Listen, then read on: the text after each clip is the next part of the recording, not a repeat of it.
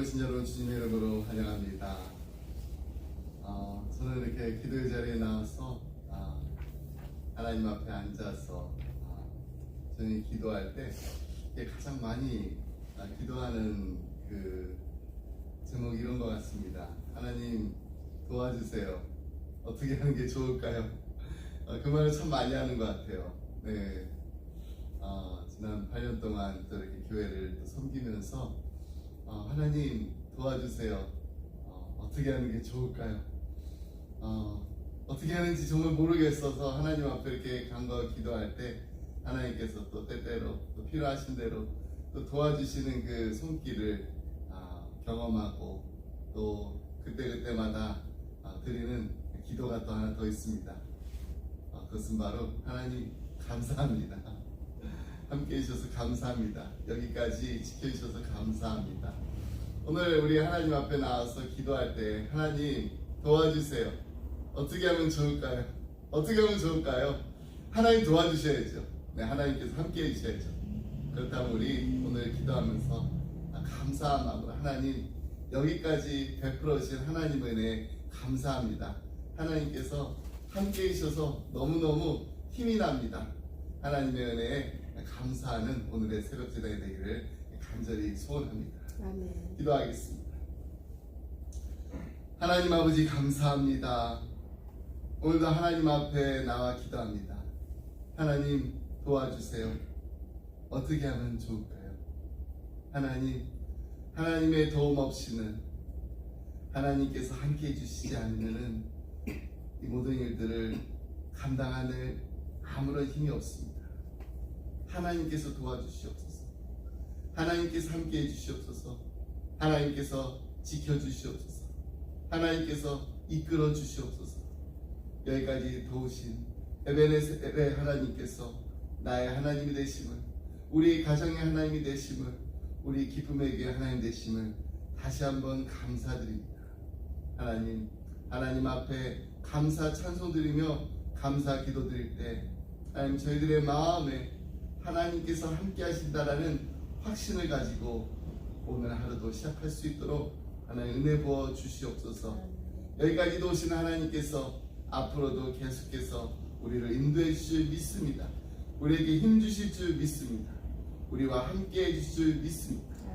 믿음으로 고백하며 담대하게 나아갈 때 하나님의 함께 하심이, 하나님의 능력의 오른팔이 우리를 구원하여 주시옵소서.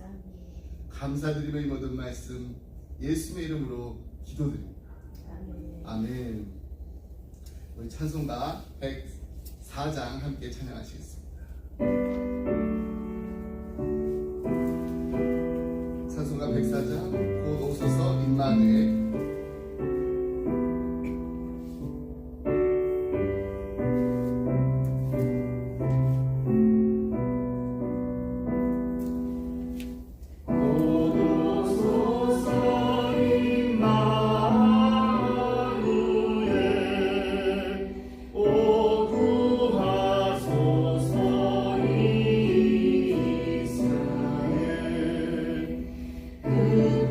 그곳에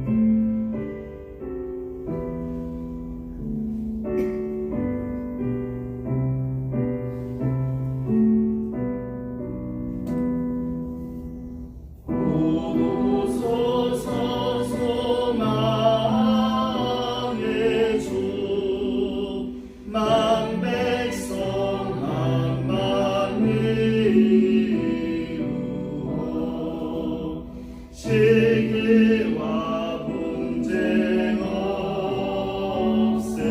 없애고 참 평화 채워주소서. 기뻐하라 이스라엘, 보도실이 오니 마누엘.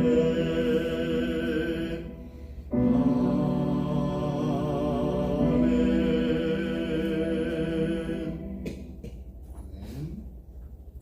오늘 함께 나눈 말씀은 마태복음 1장 18절로 25절 말씀 우리 함께 보겠습니다. 마태복음 1장 18절로 25절 말씀입니다.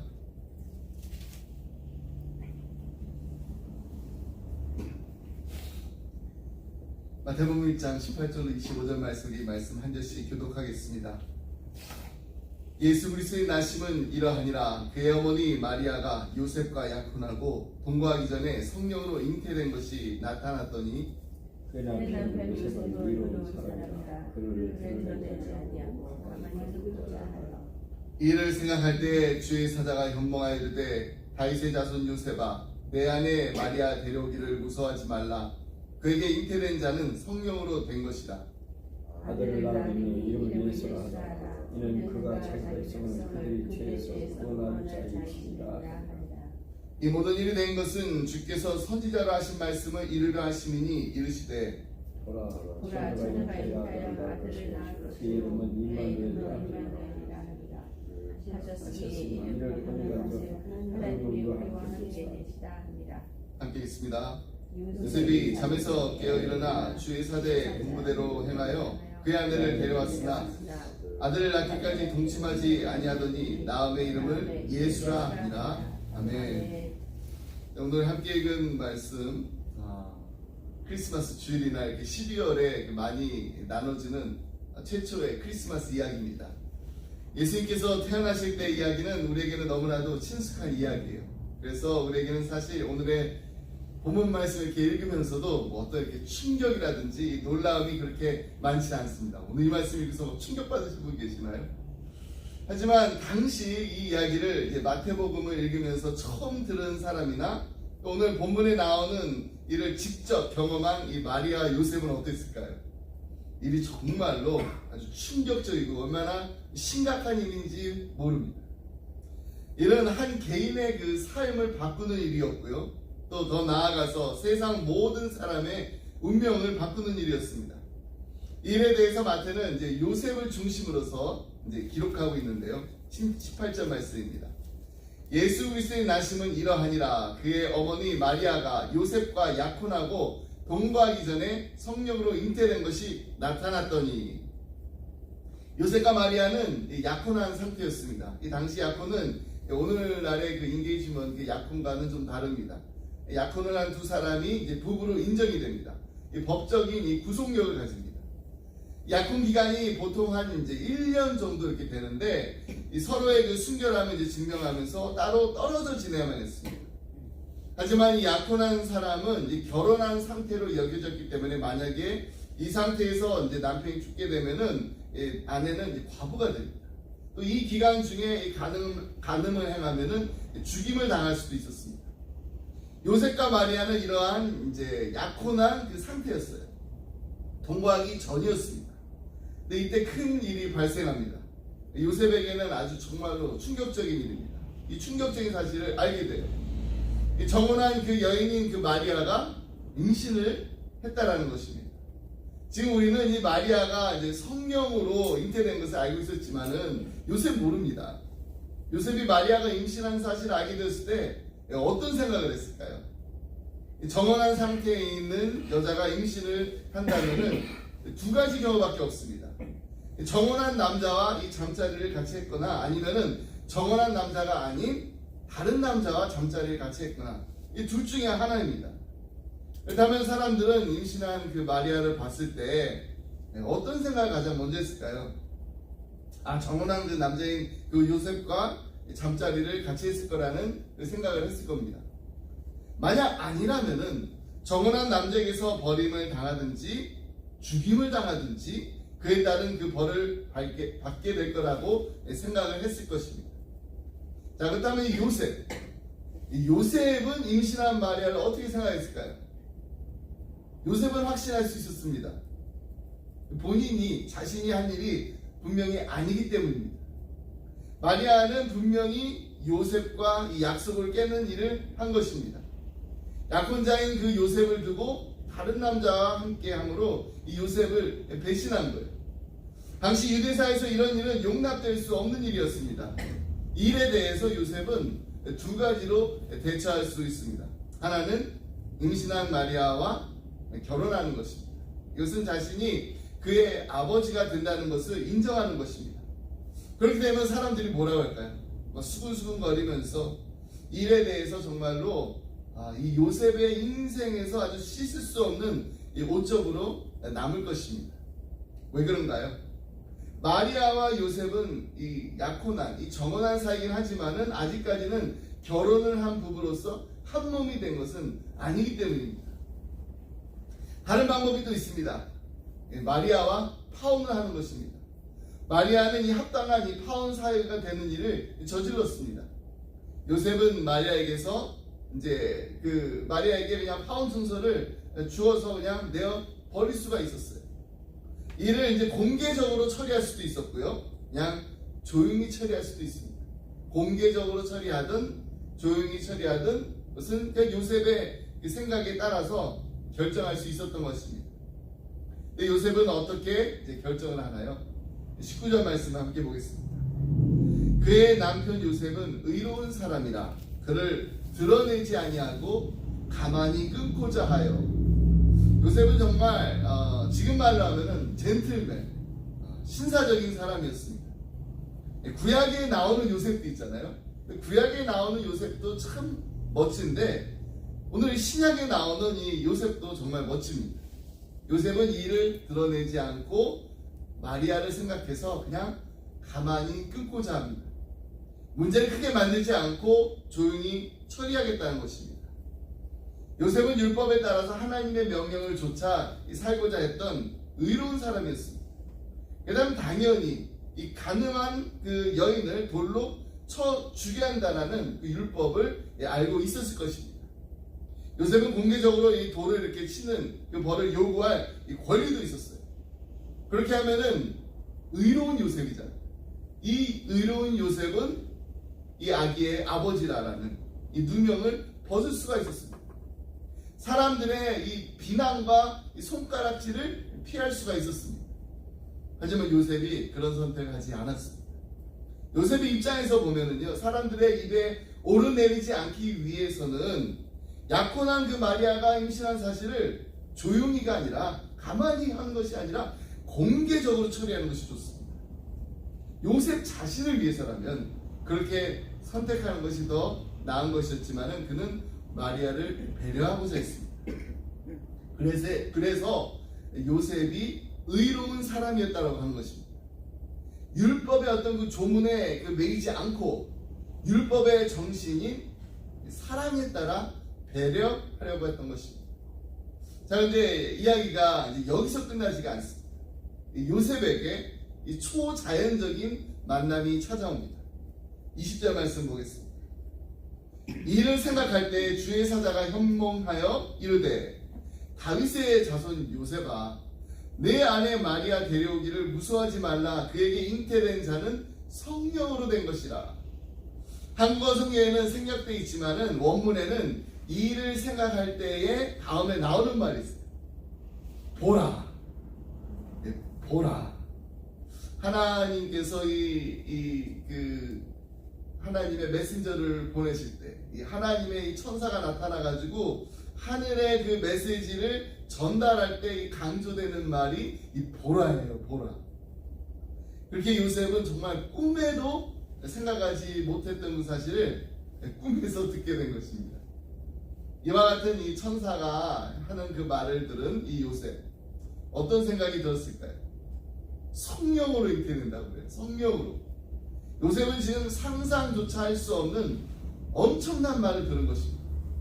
이 세상의 어느 누구도 성령으로 잉태돼서 태어난 사람이 없습니다. 육신의 아버지가 없이 태어난다는 것입니다. 예수님 이전에도 없었고요. 예수님 이후 앞으로도 이런 일이 없을 것입니다. 그래서 믿지 않는 사람들은 이것이 그냥 단지 꾸며낸 이야기다, 신화 같은 이야기다 이렇게 말을 합니다. 사실이 아니라는 거예요. 그래서 오늘의 본문에 나오는 이 이야기는 그냥 단지 예수라는 인물을 보통 사람과 다른 아주 비범한 인물로 만들기 위해서 꾸며낸 이야기다 라고 말합니다. 하지만 여러분, 온 우주 만물을 창조하시고 사람을 창조하신 하나님에게 있어서는요, 이것이 절대로 불가능한 일이 아닙니다. 이게 과연 불가능한 일일까요? 무에서 유를 창조하신 하나님이십니다. 정말로 하나님이 사람을 만드신 창조주라고 생각한다면은 하나님이 사람이 되는 거, 그리고 처녀의 몸에서 태어나는 거 가능한 일입니다. 사실 이것은요, 가능한 일, 가능하지 않은 일, 이 가능성의 문제가 아니라 필요성의 문제입니다. 왜 하나님께서 인간의 몸을 입고 이 땅에 오셨는가?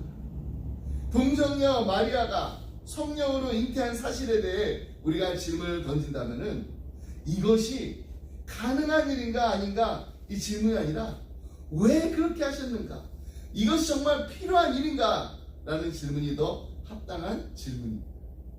하나님께서 뭐가 아쉬워서 사람이 되어서 이 땅에 오셨는가? 그런데 그에 대한 앤서리 바로 다음 절에 있습니다. 우리 21절 말씀 함께 보겠습니다. 아들을 낳으리니 이름을 예수라. 이는 그가 자기 백성을 그들의 죄에서 구원할 자이심이라 하니라.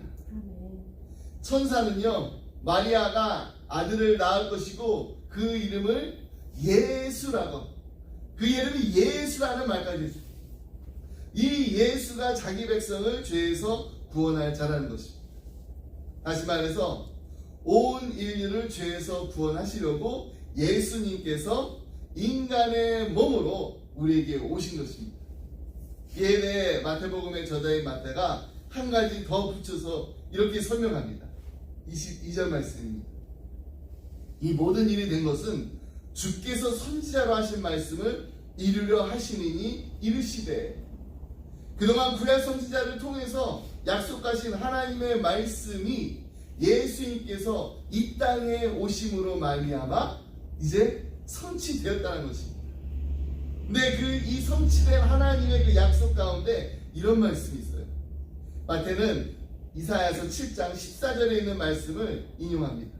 우리 다 같이 23절 말씀을 읽겠습니다. 준비되셨나요? 시작. 보라, 처녀가 잉태하여 아들을 낳을 것이요 그의 이름은 임마누엘이라 하리라 하셨으니, 이는 번역한즉 하나님이 우리와 함께 계시다 함이라. 마태는 예수라는 이름과 함께 임마누엘이라는 또 다른 이름을 소개하고 있습니다. 그 이름의 뜻은 하나님이 우리와 함께 계시다는 것입니다. God with us.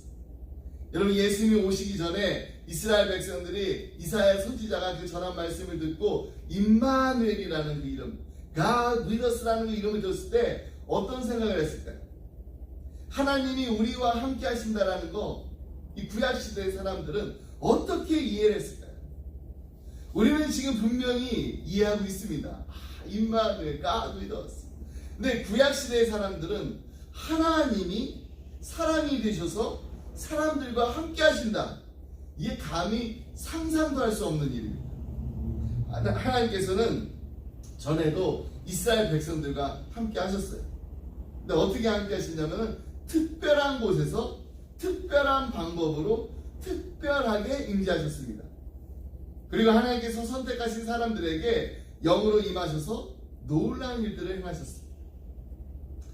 그래서 하나님께서는 이스라엘 백성들에게 이렇게 특별한 방법으로 특별한 곳에서 특별하게 특별한 사람을 통해서 임재하셨는데, 이것을 본 이스라엘 백성들이 임마누엘이라는 그 말을 들었을 때는 하나님께서 함께 하신다는 것은 지금까지도 그렇게 하셨던 것처럼 앞으로 메시아가 오면은 특별한 그 지도자를 통해서 역사하시고 인도하실 거라는 그런 생각을 했을 겁니다.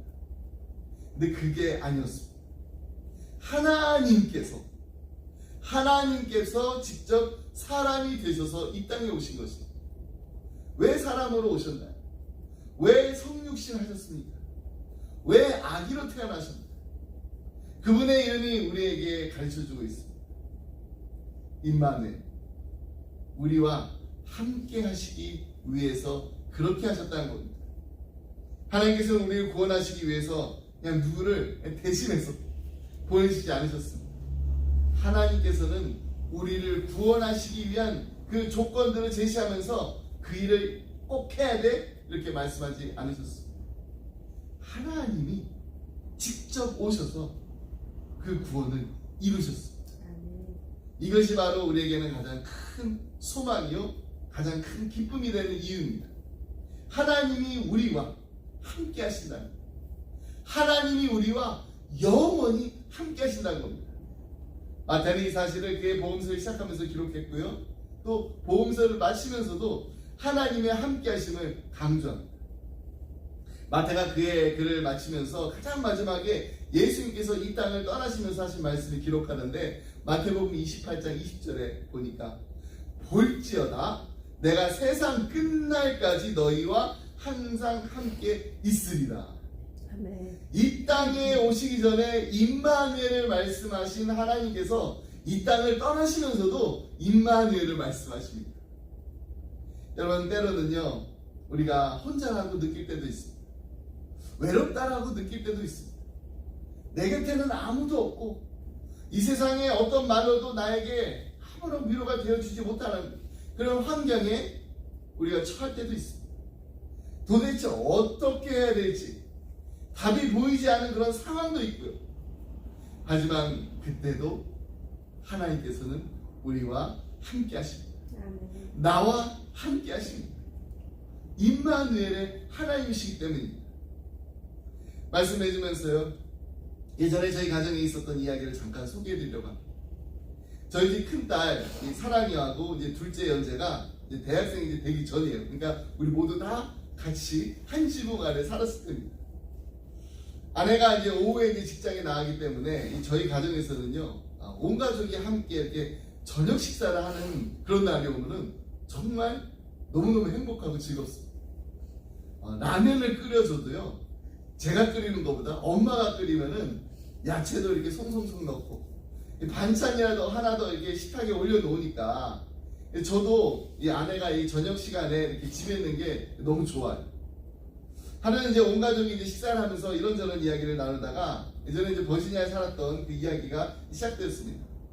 저희 가족이 이제 휴스턴에 온 지가 벌써 8년이라는 세월이 흘렀는데도 가끔씩 이제 저희가 예전에 버지니아에 있었던 그 이야기, 특히 이제 저희 아이들이 어렸잖아요. 근데 아직까지도 저희 아이들이 그 어렸을 때 그 일을 너무나도 생생하게 기억합니다. 근데 참 감사한 것은 이제 자기들이 아빠한테 엄마한테 이제 혼나가지고 이제 주로 매는 제가 때렸는데, 이 매를 맞았던 이야기를 하면서도 막 세 명이서 다 이렇게 신이 나가지고 얼굴에는 이 웃음꽃이 한 방 이제 피면서 막 깔깔대면서 이렇게 얘기를 한다는 것입니다. 매 맞춘 얘기를 하는데, 제 아내도 저도 이제 아이들이 함께 웃고 떠들면서 이제 즐거운 이제 저녁 시간 이제 식사를 하는 것이 너무나 행복해요. 그날 마침 하루 종일 임마누엘 하나님, 우리와 함께 하시는 하나님에 대해서 묵상하고 있었어요. 하나님이 우리와 함께 하신다는 게 얼마나 감사하고 행복한 일인가. 그냥 머릿속으로 막 생각하면서 이제 말씀 준비하고 있었는데, 정말 말씀을 깊이 또 묵상하고 있는데, 그 저녁 식사를 하면서 아이들이 막 그렇게 함께 웃는 그 모습을 보면서 다시금 깨달을 수가 있었습니다. 우리 인생의 좋은 일, 우리 인생의 나쁜 일, 우리 인생의 기쁜 일, 우리 인생의 슬픈 일, 이 수많은 일들 속에서 우리 하나님께서 함께 하시지 않으신 일이 단 하나도 없다라는 거. 이게 얼마나 감사했는지 모르겠어요. 그래서 우리가 정말 우리 인생을 뒤돌아봤을 때 참 그때 힘들고 어렵고 다 포기하고 싶었는데도 다시금 하나님께서 나를 일으켜 주시고 또 나의 등 뒤에서 밀어주시고 나를 도우시는 그 하나님이 계셨다라는 이 고백을 하지 않을래야 않을 수가 없습니다. 여러분, 가족들이랑 이렇게 함께 있는 시간들이 행복한데 우리와 영원히 함께 하시는 그 하나님과 우리가 함께 한다는 것, 이게 얼마나 행복한 일이고 축복된 일이고, 여러분, 하나님은 우리와 함께 하십니다. 아멘. 임마누엘 하나님이 바로 우리의 하나님이십니다. 주님이 이전에도 우리와 함께 계셨고 지금도 우리와 함께 계시며 또 앞으로도 계속해서 우리와 함께 계실 줄 믿습니다. 아멘. 날마다 우리 주님과 행복한 동행을 하는 기쁨의 가정, 우리 기쁨의 교회가 되기를 주님의 이름으로 축복합니다. 아멘. 기도하겠습니다. 하나님 아버지, 감사합니다. 죄인이었던 우리를 위해서 영원한 형벌을 받아 지옥에 갈 수밖에 없었던 하나님의 원수였던 우리를 위해서 하나님의 독생자 예수 그리스도를 보내사 우리의 모든 죄를 다 사하시고 우리를 하나님의 자녀로 삼아주신 거 너무너무 감사합니다. 우리를 구원하시려고 하늘의 모든 영광과 보좌를 버리고 이 땅에 오신 예수님을 우리의 구주로 우리의 왕으로 모시고 섬기며 날마다 함께 동행할 수 있는 축복을 누리게 하심을 감사합니다.